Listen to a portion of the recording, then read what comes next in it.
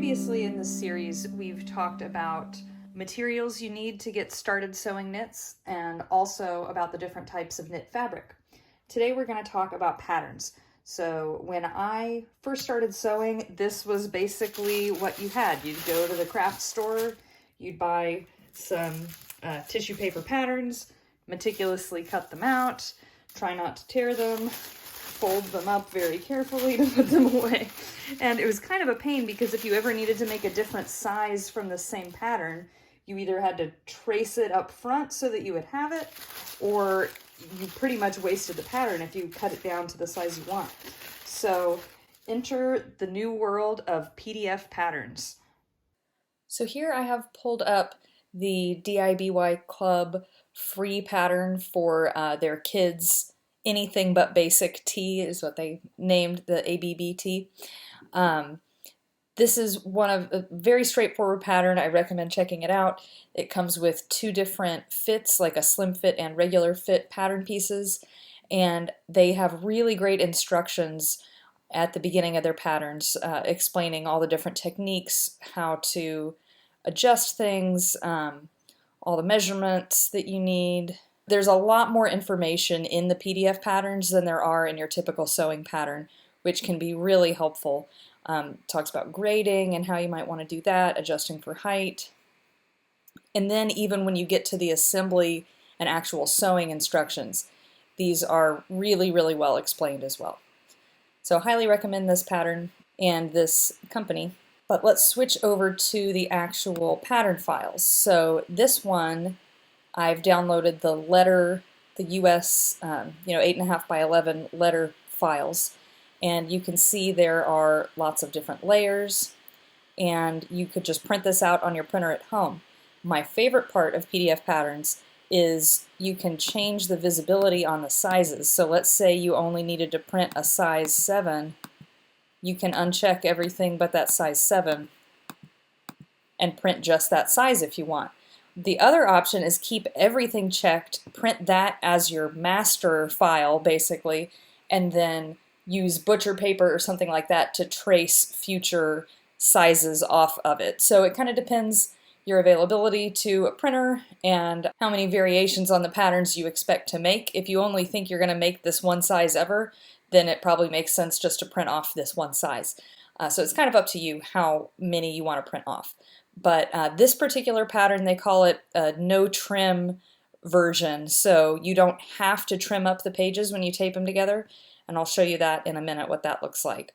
The other kind of file you might download with your patterns is an A0 size, which is kind of, if you think of like blueprint paper size, so super huge. If you took this to a print shop, they could print this off for you at full size. You can do that. You can actually order PDFs to be printed online for you at this huge scale, or you can use these A0 size patterns with a projector, which I will show you in the next video is my absolute favorite way to work with PDF patterns. But for now, I'll show you how to piece together the paper PDF and we can get going on our shirt.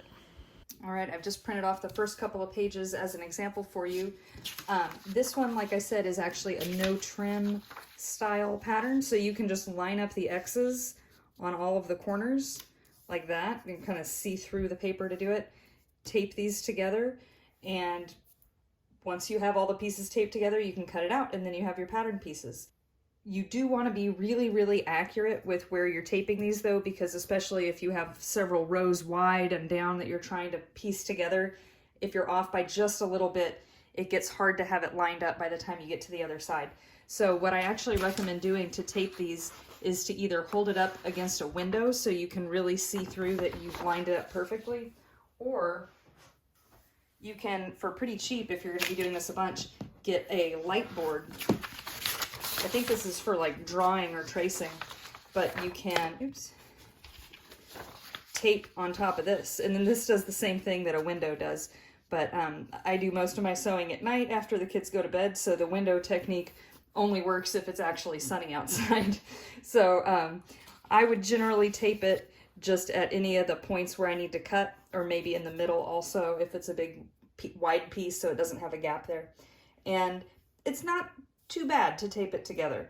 If your pattern doesn't happen to be one of these no trim style guidelines, what you usually have to do is cut it along 2 of the 4 sides. So like I usually do the right side and the bottom, cut those off on the lines, and then we'll just imagine here that I've cut it. You can line it up, and instead of having that X, sometimes you just have to line up the actual line like that. So even the pages that have to trim, they're not too bad. It's a little bit of arts and crafts to cut and tape your pattern together, but it is really cool to be able to customize your size and print just what you need. There are tons of indie designer pattern companies that you can support. I'll put some of my favorites in the description. Again, none of these are sponsored. They're just the patterns that I enjoy using for myself and my kids. And most pattern companies have at least 1 or 2 free ones to kind of show you what their patterns are like. So if you're just getting started, not quite sure what you want to do or where you want to spend your money, you can just get some free ones and try it out. So very low barrier to entry there. All you need is a printer. Now for our first shirt that we're gonna actually sew here, I'm going to make a raglan style t-shirt.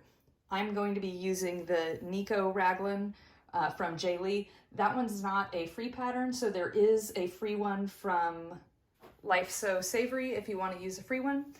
First, I'm going to show you a quick video on why I love using a projector for my patterns, and then we'll jump right into sewing our raglan shirt.